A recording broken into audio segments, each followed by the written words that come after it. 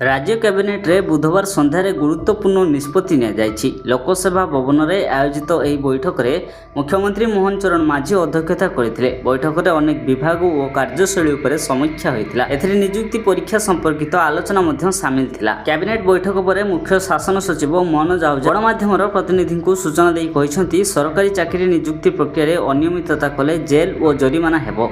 दोषी को 5 वर्ष जेल पठाजिबो। सेहीपरि दोषी को 10 लाख टंका मध्य जरिमाना देबाकू हेबो। अन्यपटरे परीक्षा करुथिबा सर्विस प्रोवाइडर को भी जरिमाना हेबो। सर्विस प्रोवाइडर को 1 कोटी टंका जरिमाना कराजिबो। एही नियम ओपीएससी और एसएससी और ट्रिपल आदि परीक्षा पाई लागू हेबो। राज्य सरकार विभिन्न विभाग में हजार हजार पदवी खाली पड़ी। एही पदवी गुड़िक पूरा करने पाई सरकार पर्यायक्रमे नियुक्ति सृष्टि करुछंती। सरकारी चाकरी पाइबा पाई लक्ष लक्ष प्रार्थी मध्य अपेक्षा करिसंती। चाकरी आशायी मैंने अभियोग करती जे नियुक्ति परीक्षा रे व्यापक अनियमितता होछि। योग्य प्रार्थी को चाकरी मिलूना।